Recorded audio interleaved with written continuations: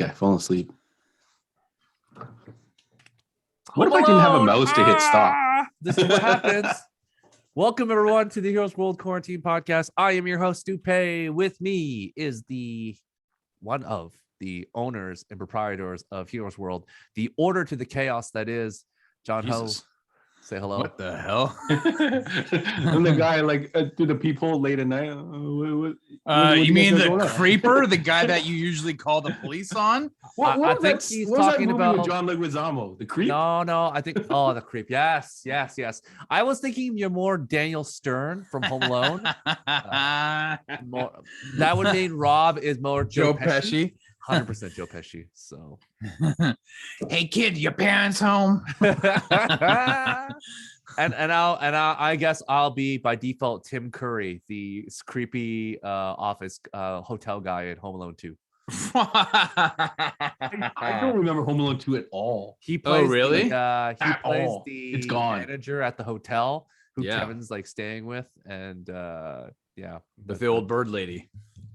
There were 3 of those MFN movies, right? Yeah, but only 2 starred Macaulay Culkin. The third one starred some other no-name kid. And then there's a brand new one, right? First is actually 4. Yeah, there's 4. The reboot. So 1 is in Chicago, 2 is Lost in New York, and there was the infamous Donald Trump cameo in that bad boy. So there's things. And finally, the Prince of Mischief himself. That's me. Variant in our reality, Mr. Rob Gadet.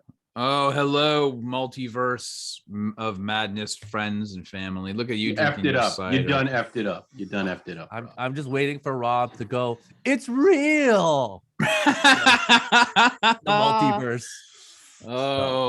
Many things are happening, boys and girls, and we shall see how the realities collide in the next week and a half. Spider-Man, as Mysterio said, the multiverse.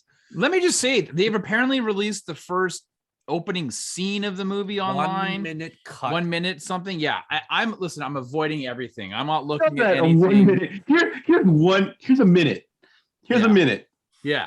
Hey, sometimes a minute is all you need, John. I'm impressed that they're not even going to show the movie to like critics. They're like, yeah, we're for once. They're like, usually Marvel, you get everything, and I think it's smart. I literally think they should have told us nothing. The hype is so big, it doesn't even matter at this. They're like, we're gonna wait till the day before, and then people are gonna drop their reviews. Well, I believe the premiere is this weekend. Something drops on Monday. Something happens Monday night at 10 p.m. Pacific is when the embargo lifts for, I think, social media reactions. Yeah. So we shall see. Regardless, hey, listen, all 3 of us are seeing it.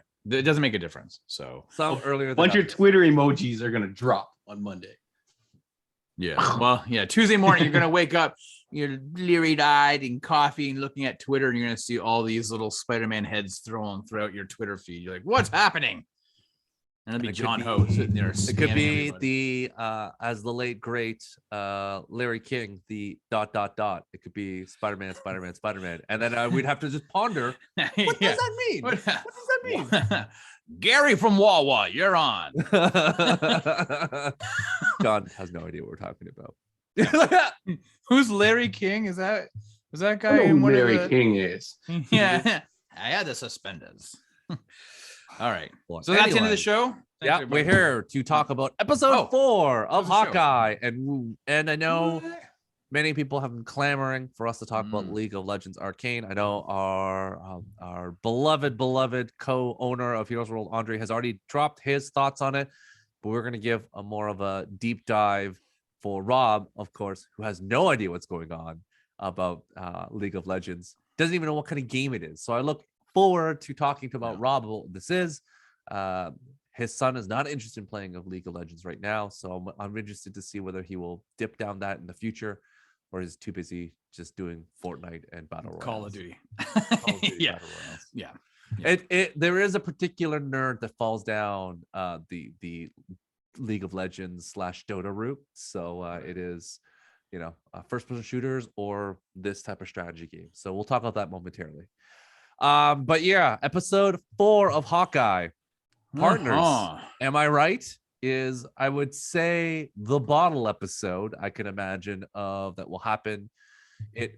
for those of you uninitiated, the bottle episode is where they try to keep things in one location and save money. So they don't really do much. They don't have much action because they are going to spend their budget on episode 5 or episode 6. There was a nice action sequence at the end of this episode, but a lot of cool little nuances and conversations that happened. That's very, bottle episode-esque. So John, your scales have been off the charts. Before we go into spoilers, where are you at now? What is your score at? Because there was again just to recap people at home. John went to 11, and I don't know where he's going to go next. I didn't go to 11. I've maxed out at 10, so I've left myself very little wiggle room. Yeah, 11. That's what you got. And I thought maybe this episode, because it was, like Stu said, the bottle episode or the exposition episode, whatever kind of cliche you want to call it, I thought for sure I could bring it down a little bit now. But I still absolutely love this episode. So the 10 train keeps on rolling, folks. Wow. Holy moly. Yeah, I don't have to worry about it. Yeah. This is I've done my research. I didn't do any, but I believe that this is John's highest rated MCU show that we have reviewed out of WandaVision, Falcon and Winter Soldier, Loki, and this. And after episode 2, this is John's. All of you guys started at like highs and then dipped really low episode 2, and John has been like, nope, it's good all the way across. Yeah, this like an arrow, like Hawkeye himself, bullseye right into exactly where I want it to be. Like I couldn't be happier with the show so far. You're like the Leviathan of Wonderland rides. Just keep going up. Yeah. Or Leviathan, as in the secret Soviet super soldier / Hydra organization in the MCU. So things are happening. Rob. Yeah. Your rating of 10. Where do you sit? Because So I was gonna make a joke. But in all honesty, I would give this I'm gonna give it a solid 8.5. And that's not to say I didn't enjoy it. I really enjoyed it, but it's an 8.5. Why is it an 8.5 lower than a 9? Because less action. Yeah, you know what? It was a little bit less actiony, and I found that I really loved Renner's performance in this one. We didn't get as much of Kate Bishop, but we got we got a little bit. But I felt that this is more of a Renner episode than the last ones. Like this was really kind of heavy on him. He had a lot more dialogue in this episode. But yes, it is contained. It's a bottle story. They're moving set pieces from one apartment to the next apartment. I'll be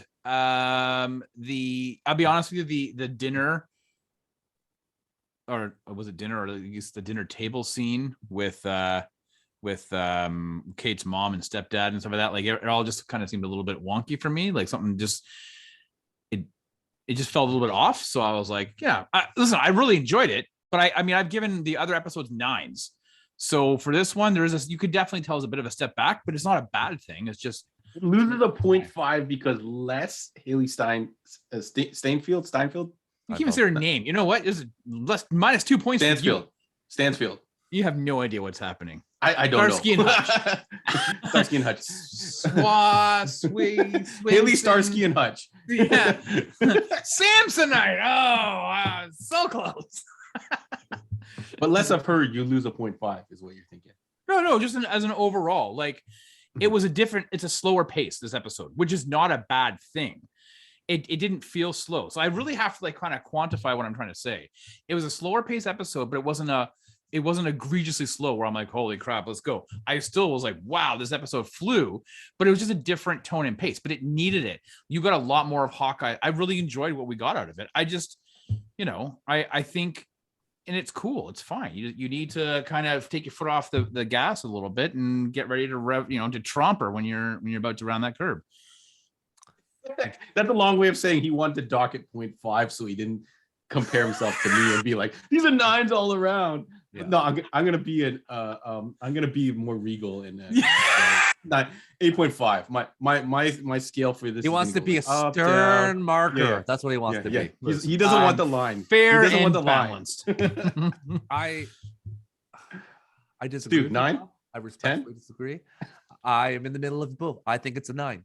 I really appreciated all the small nuances of this episode. I just felt that Bert and Bertie, the directors who were great and directed Echoes and directed this episode, they let the characters breathe. And there's so many small moments I think back to, and even the scene where you didn't like Rob, but there's so much interesting dialogue that we never get in any of these Marvel shows. Yep. With the 4 of them chatting, and then with Eleanor speaking with like Hawkeye on the way out, like that was just a masterclass of like, and just having that conversation. I was like, oh wow, like that is just direct to the heart. And all the little things that happened, including just Hawkeye, I thought the nice nuance of him sitting there with all these slushy ice pads putting on. Yeah. Sitting there, just like, that was a power move for the mom, right? She was basically trying to the mom was to like leave this alone. She tiger mommed him. Yeah. He was it. Anyways, we'll go into spoilers because I have every one of those scenes. There's a moment of dialogue that pops, and you're like, holy cow! Like none of the other episodes in any of the shows had that outside of the Ship of Theseus, where I look back and I'm like, think about the dialogue tree, and I'm like, boom, that happened. But I can go back to the Ship of Theseus conversation with the 2 visions, and I'm like, yeah, that was what I left going, man, that was awesome. Yeah. So we're gonna go full spoilers for the episode of you know Hawkeye. what, I'm gonna give it a 9 as well. I'm gonna go back up. Rob is like, yeah, Rob's back. Once we start talking about it, you're like, oh, you're right, Stu. So that 5-minute chunk of Rob trying to justify his docking of 0.5 is now like completely stricken from the record. Like into that, like we're jumping spoilers. So let's jump. Like I can look back at this scene. So first scene, the 4 of them chatting, the whole awkwardness, and then Cleveland Jack was like, thanks for saving us from New York City. Like thinking like that was ridiculous. Eleanor, like, Natasha Romanoff, I was like, ooh, to the heart. Like she was cutthroat.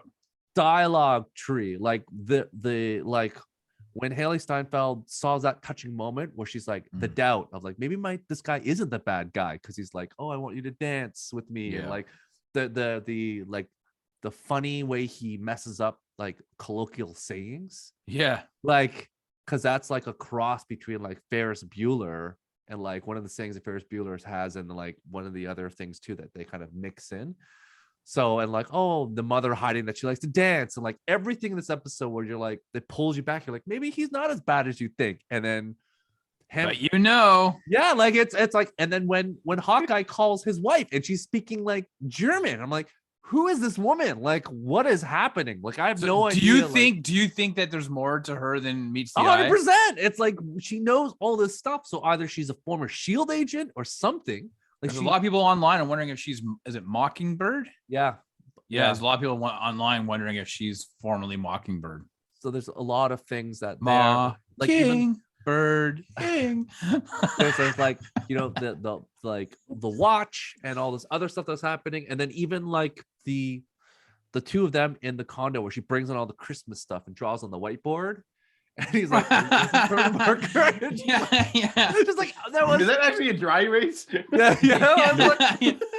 then like even the other thing where they as a poster, flicking the coins, and I was like, like he's like, yeah, I can knock a guy out. I was like, dude, like there's so many. Jeremy Renner talking about his kids disappearing. That scene with Jeremy Renner's on the bridge of the bridge, like catch, like everything about this episode. It's like it's just bang on perfect.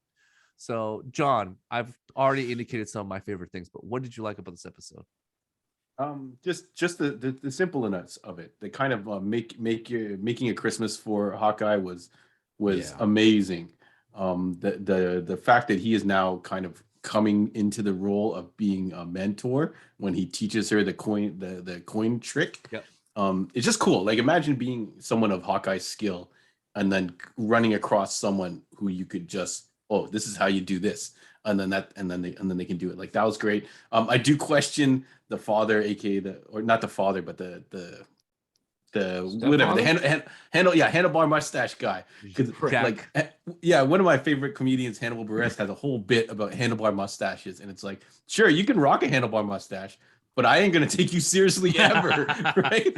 Like you can be selling me a coffee or whatever you want. You still got a handlebar mustache, so I can only take you so serious unless you're selling. I think the bit is kazoos or something like that. Like, yeah, if I kazoo from a guy with a handlebar mustache, you must be a connoisseur of them, or riding a unicycle.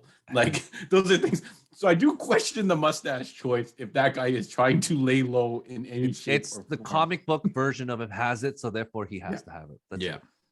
Yeah, and then do we want to talk about the cameo? Like, we've gone through how many of these Disney Plus shows with these cameos where like, oh, maybe this guy's gonna show up, maybe this guy's gonna show up, oh, maybe this, and then they didn't happen for the most part, I believe. Well, this one we knew was gonna happen.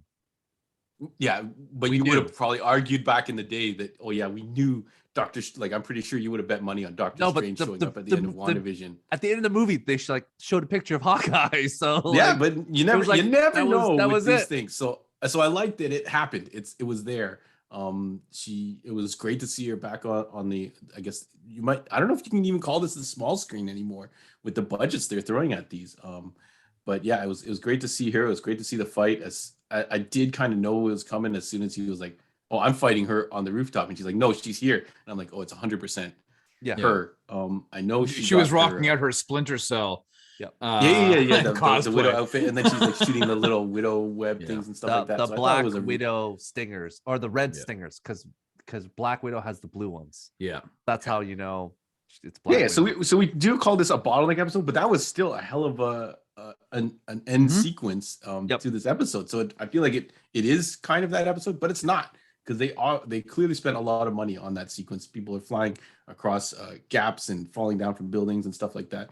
And then the whole PTSD type trauma that Hawkeye's suffering is, I think, really good exploration into what it takes to be a hero. Like the fact that he has to put up with these things, and then now we get, again, we said the whole expanding of this whole Ronin idea, like from what felt like a throwaway thing to like him, like, oh, I lost all my family, so I thought I had nothing, so I just went on a tear, and now it's going to come and bite me in the ass. So obviously we have this tease of whatever this Rolex is and things like that. So the wife, I definitely like the wife there. Who knows what's up with her, or maybe she's just really supportive. Linda Cardinal, like she's the best.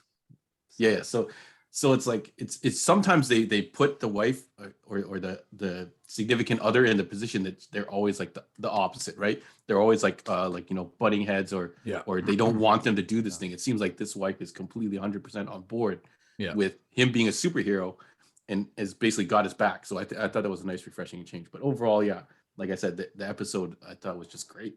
Like I can't complain. Rob, she's the man in the chair. She took over Ned's spot from she's the real kingpin. Homecoming.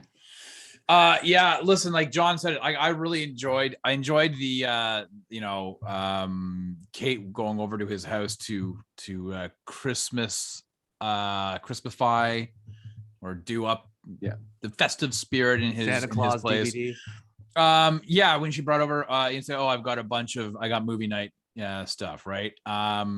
I really like that. Again, their chemistry is bang on. Like she's holding her own. Like I'm mesmerized by her presence on the screen. Right. I think it's just great. I do though. When I said earlier that I really thought this was a good Renner episode. John says the PTSD, the fact that you can see the weight of the world on his shoulders. The way he slouches at times, the exhaling of the sigh, the way his voice gets really deep and like quiet and reserved when he's speaking out of almost like exhaustion. Like, don't worry, I'll protect her. Like you can just, when he's talking to his wife and he's happy, but he's like, I need you to run this name for me, this business. I think it's a shell company. Like Renner won an Academy Award for The Hurt Locker, and nominated. Did he win? I thought he won. I feel like he won. Okay, he was nominated for that and the Town, but I don't think he actually won. Okay, but if he was nominated for both, I mean, listen, he's a talented actor. I feel that he hasn't been given all his just dues, And maybe that's the stigma of being in these Avengers movies, that he didn't get an opportunity to get back into the dramatic side of things.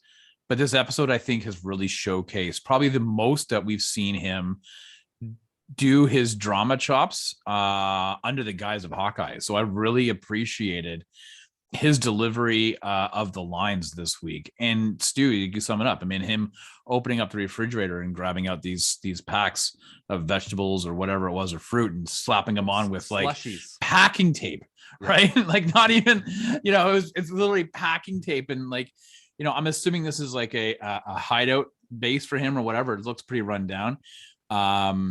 So, and yeah, the thing with the bottle caps and the coins, right? Like knocking stuff off and turning off the television and all that stuff. I mean, he is human.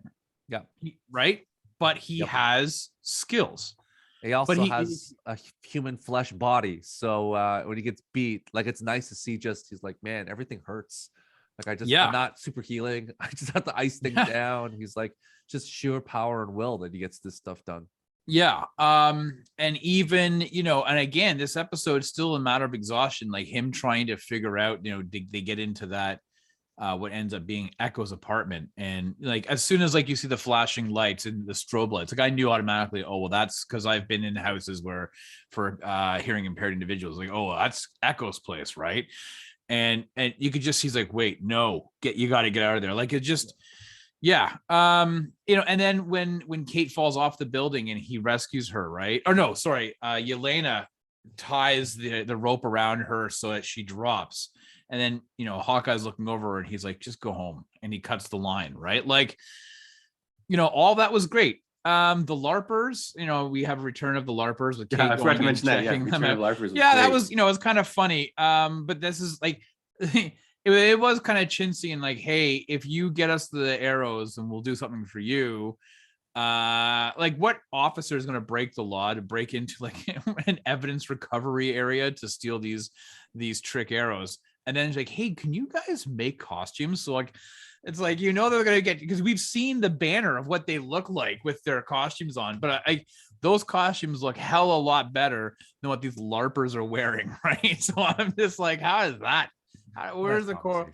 But overall, I did love how they borrowed the conversation, and we could talk about the Matt Fratten comic, how much we all love it. But the whole dialogue about the boomerang arrows, like, they reversed it. Yeah, that dialogue alone was like, how much you put boomerang on the arrows? He's like, what? It's like, they come back. He's like, yeah, but they come back. Yeah.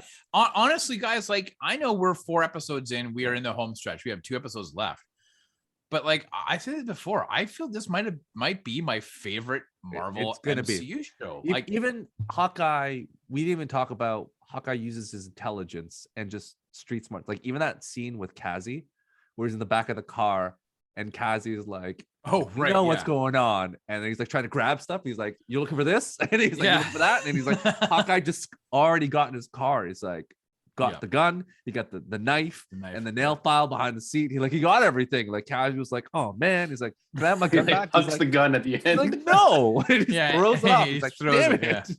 Cassie's like not the smartest of criminals, but like, that was just fun too, where Renner is just having a little bit of fun there. But to your point, Rob, they're still alluding to the big man, and even in the Marvel show, you never say his name. Never say his name. Uncle. Do we think that it's gonna be Vincent D'Onofrio? Are you throwing, or if you had to place a wager here, fictitious money, John, are you saying that we're gonna... It's more plausible than the whole Mephisto thing, which I thought was outlandish. By the way, Jeremy Renner, you're right, was nominated, didn't win. So maybe it's his time now. Maybe he'll win that, whatever he wins for TV, Emmy, whatever. But I'll go through the list, Rob. We'll talk about this, because back in the year of our Lord 2009, that Academy group is wow. Rob. Okay, here we go. Oh, sorry. Did you ask me if I thought it was plot? What the odds are? Oh yeah. I think there's a lot of people online that have said, listen, if you're a fan of Criminal Intent, you know Vincent D'Onofrio's voice, but he's been in a lot of other things that we heard last week. I am If I'm a betting guy, I'm putting 75% down that it is going to be Vincent D'Onofrio. Not pot committed. It's the most plausible out of all these cameos and stuff like that. If And they're he's been bringing back liking all the Charlie videos. Cox, He's been liking Yeah. on social media a lot. He's on Yeah. social media a lot, liking posts about Yeah. Charlie Cox, because for those you don't know, Kevin Feige's like, there's only one Daredevil, and that Daredevil is Charlie Cox. And when will he show up? I don't know, but he's our Daredevil. So that means it was really funny. He's like, yeah, we'll see him when we see him. I'm like, oh, that's a bad pun. Don't do that, Kevin. so okay. So I have a feeling D'Onofrio, if he wants to come back, and I think he does, because I think he likes doing it. Who doesn't? That Kingpin's an awesome role. His version of Kingpin was great. Okay, back in 2009, these were the nominations for the Best Actor Award. Robin, you tell me who won. Okay. Jeremy Renner, the Hurt Locker. Morgan Freeman, The Hot Locker, not the Hot Morgan Locker. Freeman, Invictus. Colin Firth, A Single Man. George Clooney, Up in the Air. Jeff Bridges, Crazy Heart. I do like Up in the Air. I want to That's say Anna Colin Kendrick, right? Yeah, but I want to say Colin Firth. I'm gonna say Colin Firth. Incorrect. The answer is Jeff Morgan Freeman? Bridges. Oh, Jeff Crazy Bridges. Heart. All right. Crazy Heart. That's That's another old man singing Western country songs. So that's what it's all about. Colin Firth won for King's Speech. That's right. That is correct. Yeah. Like again, we just talked about this, like everything, like even when Yelena, like Hawkeye talking about like the best, that whole scene where him and Haley Steinfeld's like, what was your best shot? And he was like, it's the shot I never took. And then that whole like conversation, he's like, I don't want to talk about it. And she finally gets him to open up a bit. But to your point, Rob, they have a nice chemistry together. He plays a curmudgeon old man very well, and she plays like hey, we're like best, like that dialogue tree conversation they had in the like at the table where you were like, it's kind of weird. The fact that she was able to do like, we're like partners and best friends, and he's like, no, we're not. Like, that was really just funny. Where she's like, yeah, we're working together on a case. He's like, no, we're not. Like, just little things there that I just think that the two of them together. I hope there's another season. I hope they can do something else together, because it would just be a shame. What if they make a Men in Black movie and have these two stars when they tried with the Thor thing? I would actually be more on board with this. They Men in Black with the two of them. Yeah, 100%. It would work better than. Yeah. Because hey, sorry, let me ask you a question. Would you prefer it to be Vincent D'Onofrio reprising his role of Kingpin, or John Rhys Davies reprising his role from Trial of the Incredible Hulk? I think Criminal Intent wins on that one. But okay. All I know is that they're in Law and Order filming right now in New York, and original Law and Order. Dung, it's happening right now, and they were just set pictures already of two guys in the middle of the streets of New York. Anthony Anderson. God bless that man. He is now the hardest working man on TV. Like jumping off one TV show to go back to this one, and moving from like sunny LA to like work in New York City in the middle of the wintertime. God bless you. Also torpedoing my hopes for a Romeo Must Die sequel. Him and Deloy Lindro are occupied-o. So yeah, that's not gonna work. Or as most people know him, Delroy Lindo. Okay, whatever. Delroy. Delroy. Yeah. Don't worry, he's gonna be in Blade, John. So you're fine. Oh yes. Yeah, he'll be fine. I just think back, like I really enjoyed watching this episode, and to John's point, I've watched it twice, and I've enjoyed. I will, when this is over, I will watch Hawkeye easily. Maybe. You think it's going to be a better binge? I know a lot of people. Christmas. Yeah, I know a lot of people are going to watch it in a binge. I think they're waiting for it to finish. Do you think? I think that's going to be a really fun experience if you watch it as 1 6-hour movie, kind of. Yeah, I plan on watching this again as a binge after it's done. I might download them and take them with me when I go away. We'll see. Like again, I think Marvel's done a good job, and Bert and Birdie, I think they've already talked with them about doing some stuff in the future. Yep. This is the track, and they're always going to be hit or miss. You're always going to find people that work and some people that don't. But the fact that they have this really big stable of potential directors and writers, and like it's a machine that builds upon itself. So when it works really well. So I'm happy that Hawkeye is going to finish off with, hopefully, apparently the internet says, and what Bruce said, episode 5, your mind's going to be blown. So I just imagine it's going to be a lot of Yelena, Mephisto, Black Widow conversations and things that happen. I do appreciate that she did the Black Widow drop, like the 3-handed thing where one hand out. So I appreciated that, even though she made fun of it in the movie, just to carry that on. But I'm super excited about that. Like, in my mind, it's Yelena, and then if it's the drop where it's like it's Kingpin, then wow, that would be like a huge thing. So my prediction still is I think Jack is going to be the Ronin character that killed Maya's father, and not Hawkeye. Just my prediction is that. So Kingpin or whoever was able to use that thing and just basically someone else dressed as Ronin and murdered. But don't forget, the mom, what's her name? Eleanor. She was on the phone with somebody. Yes. And she was like, listen, we've got a problem. Yep. I think she's involved in some shit as well. She's got the security company. So for sure she's got ties or owes a debt to the Kingpin or whatever, or sorry, uncle or whatever. So they're all tied into this for sure. It's gonna be earth-shattering for Kate Bishop, regardless of how this ends up. It's gonna be earth-shattering for her. So I'm just waiting to find out where Fist Tower is because of New York City, like where that is. Because I think in the Daredevil show, the hotel they used in this was the same hotel they used in the Daredevil one, that was Fist Tower. So, but they never really refer to it as it. So I'm interested to see, because that's where the auction took place, right? So I'd be interested to see if that's the future and what pans out. But I am nonetheless excited for episode 5. You really think that wasn't just Hawkeye that went on a murder? I guess you're right, because he interacts with the tracksuit guys like they're not gonna kill him. So I think he knows that he wouldn't go and kill him. But who knows? I think you could be right. Yeah. I think in my mind, he Hawkeye, even at his peak, only killed the bosses and the real bad guys. And when he looks at the tracksuit mafias, the moving bros, like he looks at them and they're like, these are just regular dudes, like low-level lackeys. Like, these are not the guys I need to murder.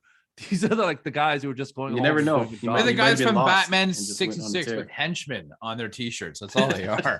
Right? Yeah, like this is like the carny, people that the Penguin hired in Batman Returns. The skull mask. Yeah, the skull mask. So like just like whatever. So I feel like the Swordsman may have been during that time, and the Kingpin was there, able to go around and just use the Ronin persona. Because it makes sense. I don't understand. Why would he? I thought, wasn't Hawkeye the originator of the Ronin persona in the MCU? We have no idea. They haven't said anything yet. They have never indicated. I thought in this episode, though, he said he became the Ronin. I thought that's. Listen, there's a lot of. I don't even understand the significance of this Rolex watch either. I don't understand why it's such a big deal. So we can talk about that quickly before we cut off to the next topic.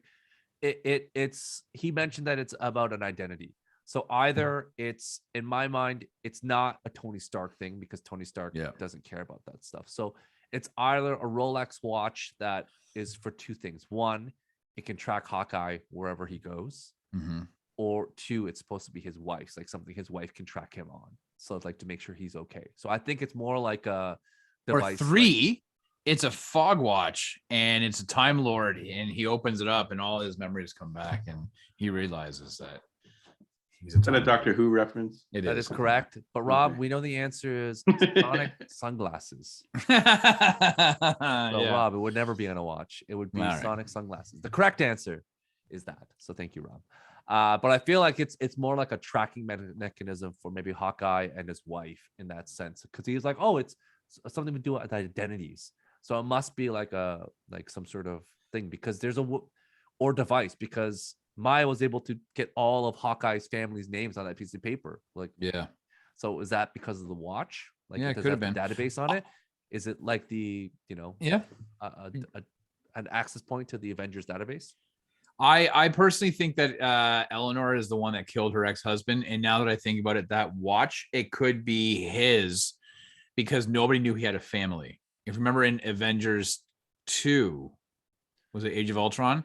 Yeah. When they all hid out at his farm, they had no clue he had a family. And maybe then that watch was his, like, if something happens to me, in case for emergency, break open, and that is all the information on his family. So you're right. That's probably what that was.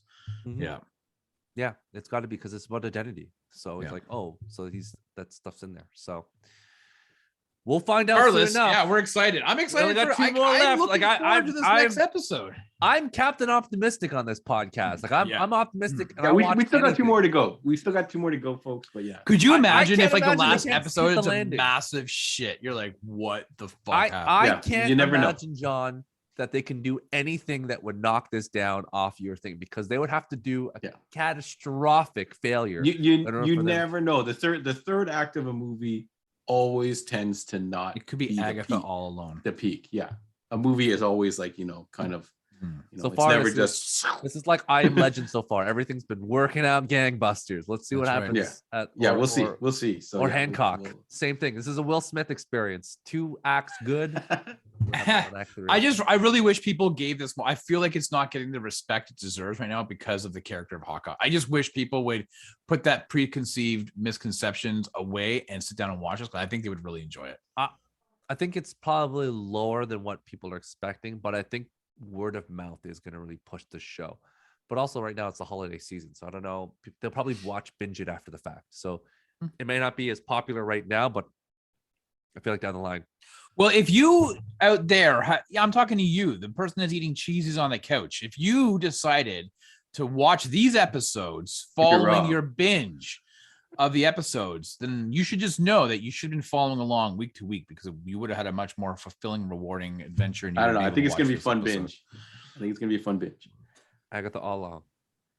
Okay, here we go. We're gonna jump to our Arcane Episode 1. This is a show based on the video game League of Legends, which is long history of this game. It was a modification of World of Warcraft or StarCraft, where no wonder, based off of a map called Defenders of the Ancients, and this was a MOBA map where you had 2 forces that move from one end to the other, and if you destroyed the other person's base, you would win. That spawned off a company, Riot, which made League of Legends, and then Dota, the International, and various other things that come by. So it is very popular. Their tournaments make millions of dollars, and the prize money is insane. I know the International one year was like the prize pot was over $30 million. Like it was legit money. Yeah, this was a big money game. And like these kids that were playing were like 18, 19. Like they're cashing out big, and then they retired at like 22. So like you're in. There were kids that were like raised on it, and they would be put up in rooms and live, eat, breathe, sleep this game. So I'm pretty sure it's still going on now. But it is one of the first games that I heard of using this kind of free to play. You pay for skins. Like they would have rotating characters, so each week or whatever the time thing was, you get to choose a character, but you only have certain ones to choose. So if you wanted to unlock the other ones, you would pay. And then same thing, it had skins. So yeah, so like what Fortnite and all the games now are doing. Yeah. So it was one of the first games that I remember ever seeing having that formula, and I remember at the time going, "This is really cool." So I tried playing it. I couldn't get it, but it was beyond me. But it looked cool. It is a strategy game because there's a top lane, a middle lane, and a bottom lane, and each character of your team. It's kind of like sports that does individual tasks. So you have one person who's really good at the top lane, one person at the bottom. And there's a floater that does the roles in between. So if you want to become good at this game, you have to have 1, a really good team, and 2, understanding of how the channels work, and also understanding the other team's powers compared to yours. So there's a lot of strategy involved, and to your point, way above my pay grade. Like I played it a lot when I was younger, and I got back like 2 years before the pandemic started. And I just got my butt kicked over. Like I'm playing with a bunch of older guys, and we're just getting destroyed by young kids. And we're like, yeah, this is not for us. And I basically stopped playing the game. But this sounds as confusing as trying to figure out Proline in 1996. 100%. And now, if you bet, Rob, you probably will bet on Proline too, because they did a League of Legends like tournament in Toronto at the Rogers Center. The whole stadium was basically like, it was 2 years ago, and the Rogers Center was basically sold out, and they had the esports people play at the Rogers Center, and then people just saw it. Can you just stop and call it the Skydome, please? Stop with that. Scotiabank. Sorry, Scotiabank. So it is gaining popularity. There are toys that are now at Walmart. So if you go to Walmart, you'll see the League of Legends toys. Riot Games have built a massive empire, and it led to this television show. So the television show focuses on 2 characters from the video game, one being Violet or V, and then the other one being Powder. And then as you learn later on, it's Jinx. These are 2 very popular characters in the game of Dota. I actually have both characters in my game. I played them both. I suck with them. They're really hard because also the characters have skill level. So there's easy like brawlers where you just punch people and it's good. And then there are harder characters, and these tend to be a little harder. So it takes place in the world of the League of Legends, where it's kind of laying out different characters that you'll see in the video game as well. So, Rob, you knew nothing about this. No. And in fact, you still know nothing about this. No, I don't know what the hell you're talking about. He knows less. He knows less. Yeah. What are your first impressions, Rob? So, okay, listen, I'm understanding that people that are watching this review, you may be like Stu or like John. Like Stu, are a big fan of this property, and potentially you're like John, where you have a really decent understanding of it, but maybe you didn't get into it. I am approaching it from a complete like noob. I have no idea about the pre-existing IP. I have no idea about this entire world. I have no idea about this tournament or this game. I have zero understanding, and I think I'm approaching it from maybe how some people are going to be watching it. So hopefully you can, for those who are big fans, you can appreciate my take in that it is gorgeous to look at. Like that, the episodes, the animation style and the work that went into this are, by far some of the best animation I've seen, regardless of whether it's on television or in the movies. Like when I watched, Spider-Man Into the Spider-Verse, the animation that they did for me changed the idea of animation completely from what I was, used to. Right. Whereas this one, I was like, when I'm 5 minutes into this show and I'm like, wow, we have come a long way from reboot. We have come a long way from the original Toy Story in 1995. Like, this is just gorgeous to look at. With all that said, this is not an easy show for people who have zero understanding of what is going on to jump into. And that's where I think it fails for people like me. If you decided back in 2004 to jump into season 3 of 24, not having watched the first 2 seasons, in the first episode, you right off the bat, it tells you that these are the events of the day. It happens in real time, and you understand that Jack Bauer is an agent of CTU, and some shit's gone down. And you realize in that first 15 minutes when the commercial hits that it's at the 15-minute mark in the show, and that point you understand, so you can come on board to episode 1 of the mid seasons and be okay. I can catch on and go forward. This is not one of those shows. So if you have no pre-knowledge of this, you are going to be lost like in the woods without a compass for days. Lost in the woods. Yeah. So for me, because it is so rich in this pre-laid lore and this and these characters, I don't know who these characters are. When the girl said Powder, come with me, my first instinct was, whoa, Sean Patrick Flannery's in this. And I was like, oh, wrong Powder. You know the reference to the movie Powder? Yeah, I did. That's a deep cut, bro. So bonus points if you got that reference and knew that actor was in a movie called Powder. If you've never heard of Powder, look it up right now, and you will be blown away. You'll be blown away. That money on this. But anyways, the fact that I just dropped that reference is mad respect. Yeah, and thought someone was gonna get it. You did. So yeah, that was probably the best joke I had for this show. Yeah, so it's very difficult. It's very difficult for me to come into this and give it a high mark. It's difficult for me to say that I have any interest in seeing it. I know Andre was a huge fan. I know Jesse was a huge fan. They talked about it on their TGIF show. I'm super happy that these properties exist for fans of this IP. I'm super happy for people like this. It's just for me as a new guy coming in who has it's just not an easy show to get into. And because it just feels like episode 1 for me felt like there was already 4 seasons before and I have no idea what's happening.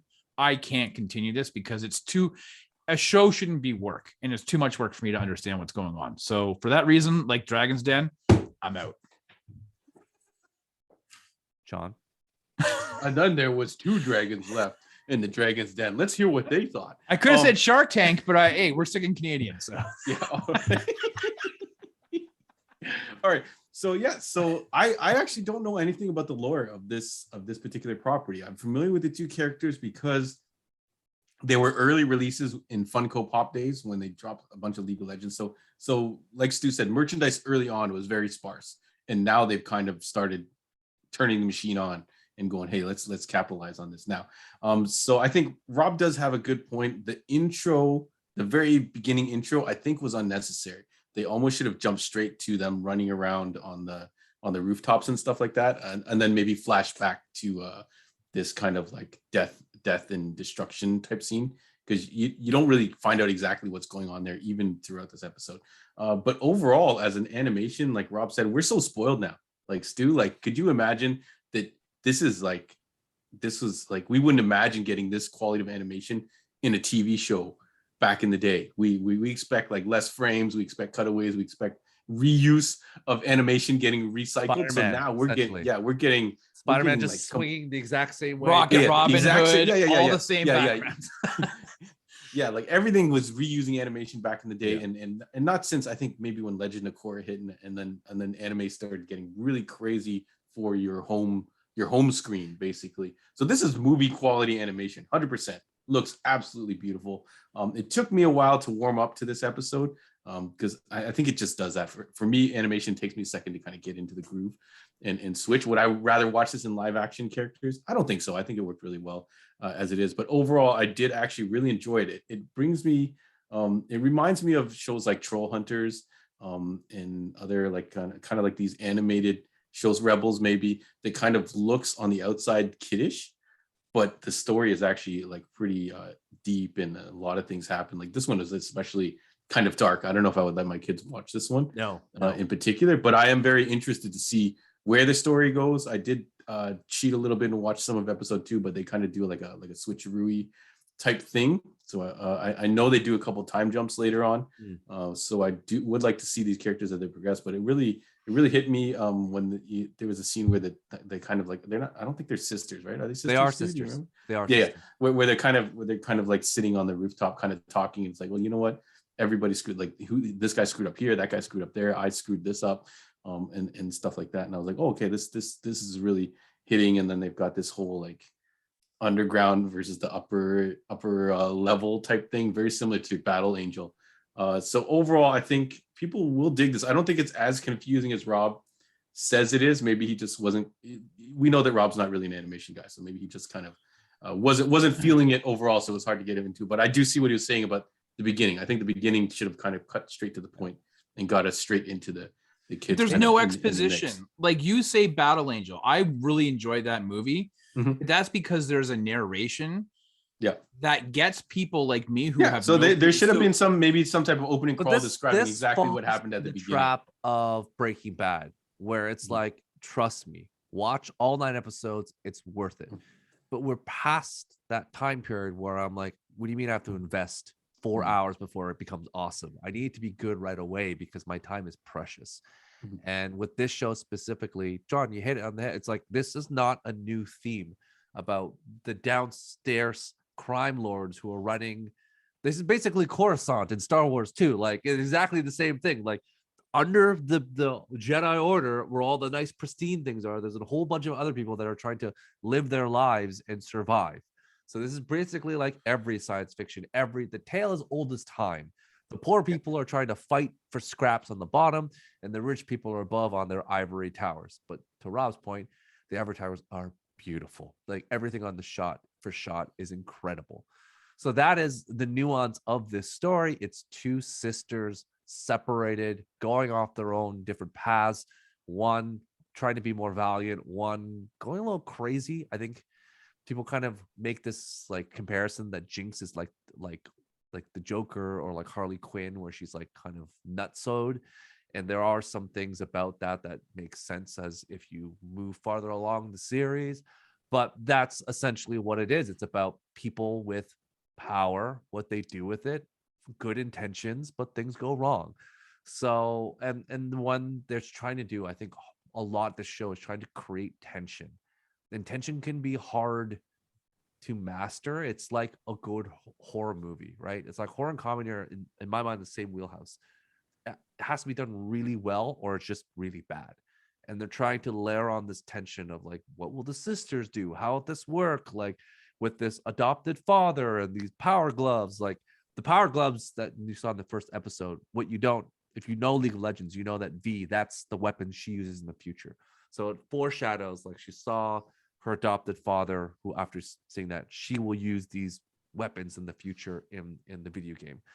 So there are, like, for us Marvel people watching this scene, like, ooh, I know what's going to come down the line. And people who know the game know a little bit of it, but really they know the character, what they look like. Not everyone goes the backstory. But I think that, like I said before, I think I'm going to continue watching it because I'm frankly, there's not that much to watch right now anyway. So I'll just have it in the background. By default, you're watching it by default. Like, honestly, I'll go through it because a lot of people I trust are like, it's worth your time if you can watch it. I'm like, you know what? All right, cool. Like, I'll keep on going because it's broken up into three hour parts. So I'll watch the 3 episodes in Act 1. If I'm down, I'll watch more. If not, it's fine. The fact that Haley, John, last name? Steinfeld, is the voice of V in this show. Like, it's back to back her shows. So she's the voice of this character, and she's also Kate Bishop. So there is a synergy in terms of that. I think we give props to the showrunners. You can tell that they love this property, and that they put a lot of love into it. Sometimes, though, I often wonder if you are adapting an existing property that you have such an admiration for, if you forget about the every person to allow them into this world. I think sometimes you get so caught up. That, Rob, to your point, Star Wars Eclipse? Like, you watch you guys, like, you guys did nothing the of it. reaction. Like, what the hell is this? Yeah, I have no idea what it's about. Like, yeah. You guys, like, I saw the reaction that John, Andre, and Chris and Andre and Jesse did, and you guys were all blowing it, saying this is great. And I thought they're going, the fuck is it about? Like, it looked great, but I have no idea what the story is about. We've established that Rob is not a hardcore Star Wars fan. No, what's the story about? What's the game about? But it's on par with the Wonder Woman thing. It's like, Diana, there's something that's happening. We've called. I need you to come back to the island.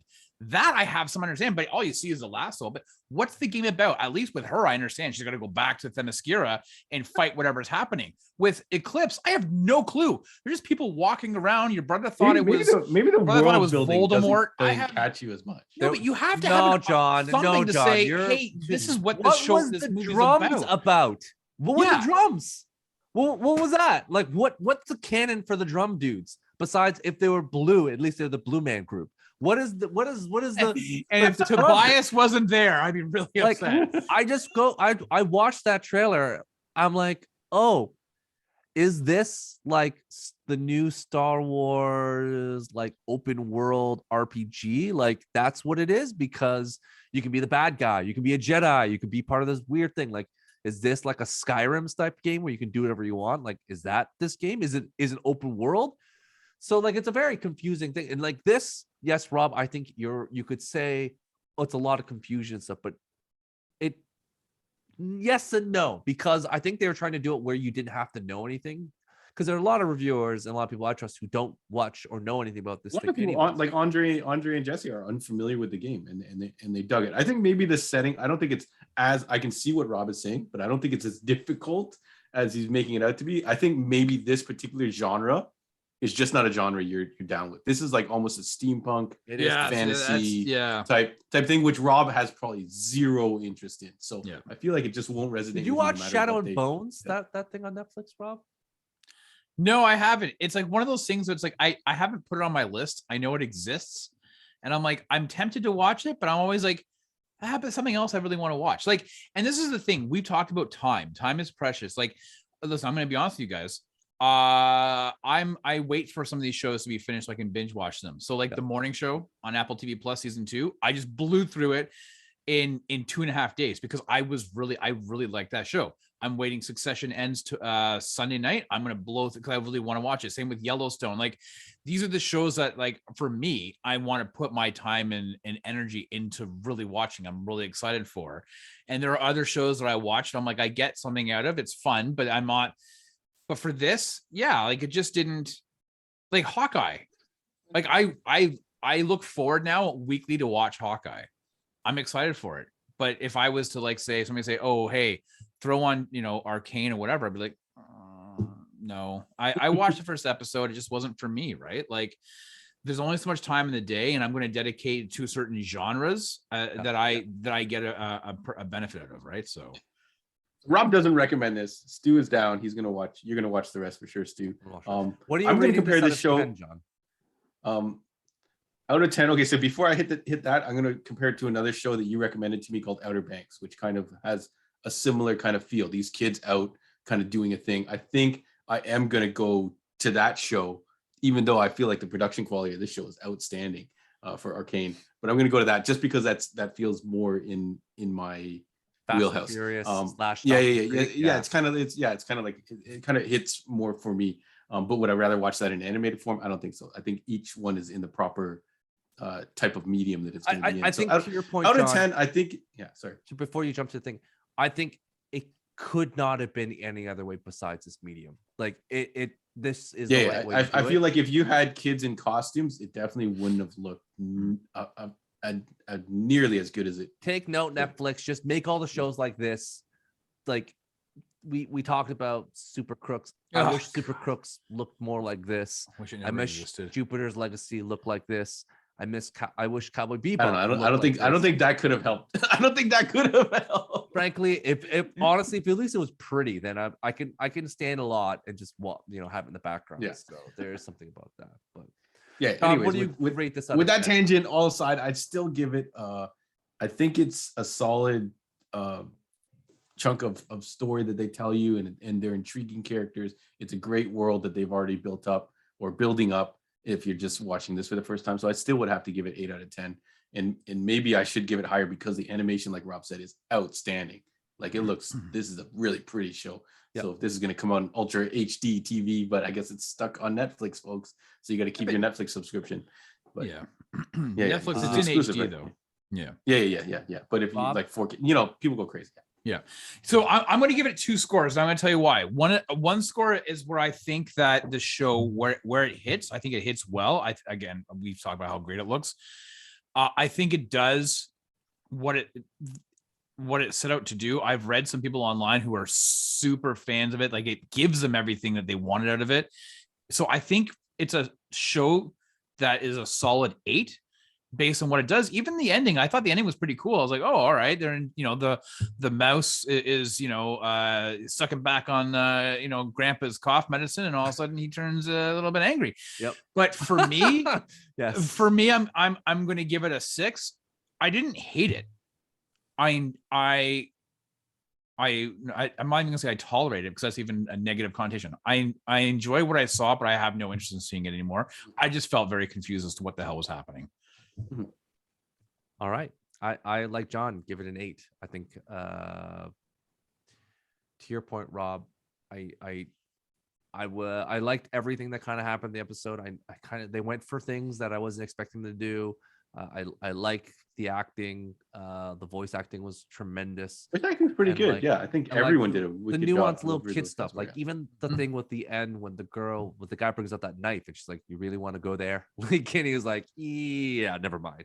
So there was like little things that was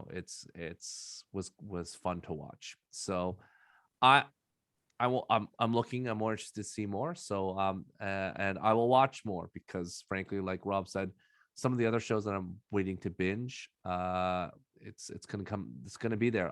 I only have one other show that I'm watching week by week right now that it's must see TV, and I watched it today and it was incredible. Like Dr. Oz show? No. Young Justice is the show. It's I've been so blown away by the arcs this season and the swings they're taking. Like I was shocked of how good this season has been, and I know a lot of us in Canada haven't had access to it.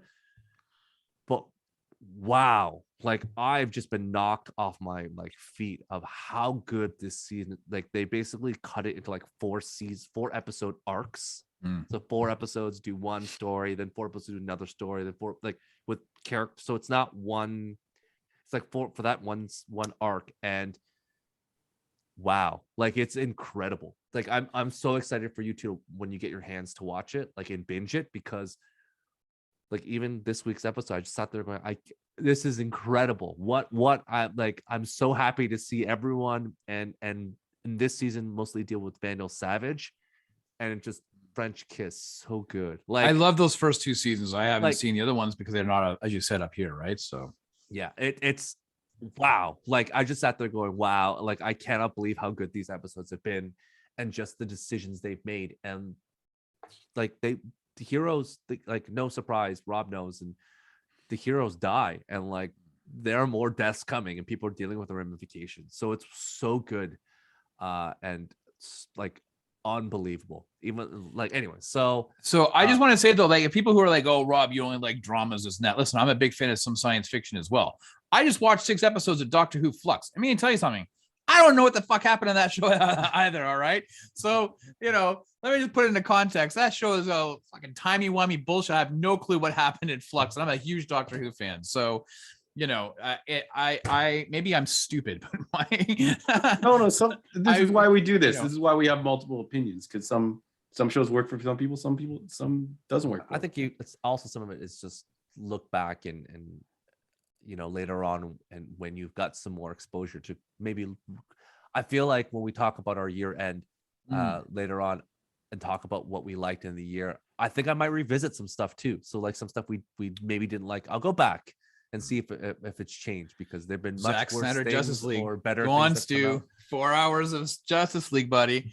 If somebody though could in the comments explain to me what the hell Eclipse is about, I'd really appreciate it. Well, I just want to know, what's the game about? What are you supposed to do? You can be a Jedi. You can be a bad guy. Can you? How do you know? Maybe you could be a bassist with the drums. I have no idea. We don't know. They haven't revealed it, but it's like Heavy Rain / Detroit. So how do you know that? How do you know? Because it's that studio. Studios. Yeah, it's that big. You don't know what they do. Look at it. The people who did Grand Theft Auto did Red Dead Redemption. Doesn't mean like, wow, what do you? They're essentially the same game. One with horses and one with cars. That's a bad example, Rob. You dummy. Okay, fine, fair enough. The correct answer, Rob, you can say they did Grand Theft Auto and then they did a ping pong game. That would be a better. Yeah. No, or Rob, you could have went, hey, Blizzard Entertainment. They did a game called Rock and Roll Racing and the Lost Vikings for Super Nintendo, and they also made Warcraft. Those are different games. This is that Grand Theft Auto and Red Dead Redemption are pretty much the okay, fair enough. So, but you know what? Like, I remember like years and years ago when they remastered God of War and they released that 1-minute trailer or teaser for the new God of War game, and all you had was the voiceover and stuff like that. You just no gameplay footage. You just saw it and you knew God of War is an existing. You knew that they were redoing it, but you knew what to kind of expect, what was coming out of this game. right? You don't get that with Eclipse. So I'm very interested. They said it was a cinematic trailer. They never said it was a gameplay trailer. Anyways, we're gonna talk for hours about Star Wars. I feel like it's like to do the tea leaves, Rob. It's like when Insomnia did Spider-Man. It's like, oh really? What kind of games have they done before? I'm like, oh wait, yeah. Or Arkham Knight. It's like, what kind of games will they make next? Surprise, surprise. It's a Justice League game. So yeah, I have a feeling, or the Batman family game or whatever. It's gonna be an open world Star Wars game. So we'll see. All right. So John, where can they find you in the desert of the real and in the internets?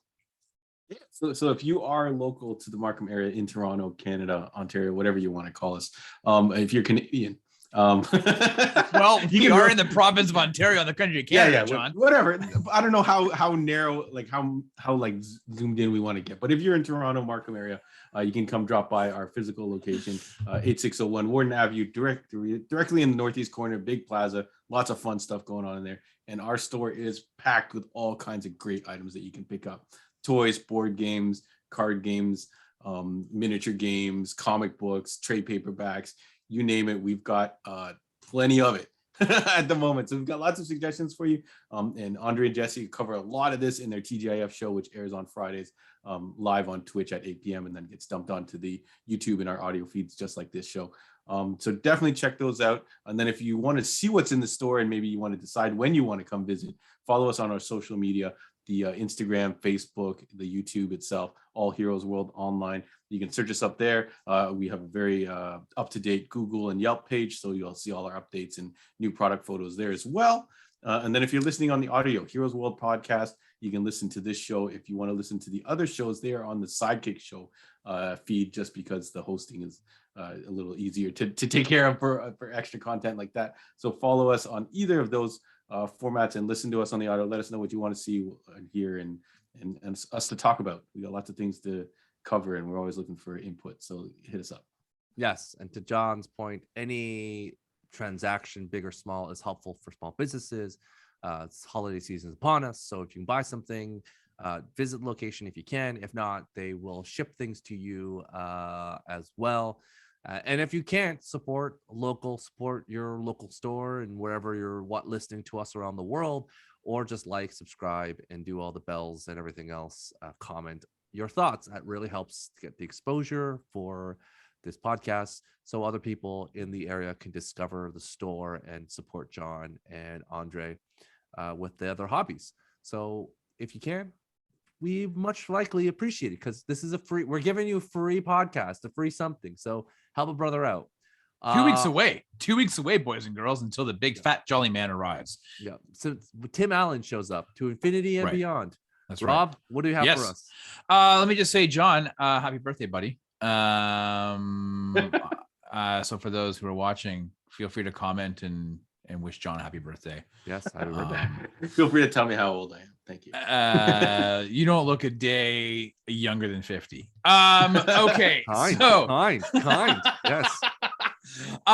Hey, listen, actually, I am really excited about the Sidekick Show on Monday. So Monday, 8:15 p.m. on YouTube, Facebook, and Twitch. You can listen to John and I. Every week we do something, themes. We revisit older movies, shows or whatever. Sometimes we do brackets. And if you remember back earlier this year, maybe in 2020, we did a 9-week 80s best 80s action movie bracket, and at the top of that was Die Hard, and it was voted one of the best action movies of all time. And a lot of that was to do, my theory and hypothesis was because it is a Christmas movie. Yes, boys and girls, it is a Christmas movie, and everybody watches Die Hard at least once a year. And when they usually do that, it's usually at Christmas time. But this Monday on the Sidekick Show, we are revisiting its sequel, Die Hard 2, Die Harder, which is also a Christmas movie, and yet is not held to the same standard of reverence that the first one is. And why is that? Why is Die Hard a seminal Christmas movie, and Die Hard 2 is literally a forgotten child? We are going not even on anybody's list. In an airport, Rob. That's why no one cares. Everyone knows an airport is death during holiday travel. They don't be reminded of travel, but a Christmas party and a famous Japanese tower. per se is holiday fun all around. Well, we are gonna dive into Die Hard 2, Die Harder. And you can check that out. It's on Disney Plus, so you can stream that and join us Monday, 8:15 p.m. on YouTube, Facebook, and Twitch. I'm excited to jump back into it. I know John has watched the first 15 seconds of that show on repeat. I believe it's the bad guy who's doing naked yoga. So that's a little bit awkward, but anyways. Look forward to that scene, folks. It is what it is. All right. Well, thank you so much for joining us today. We look forward to coming back next week to talk about, guess what? Hawkeye. And we'll go from there. What else? Who knows? Who knows? Who knows? See you all later. Have a good one. See ya. You guys do.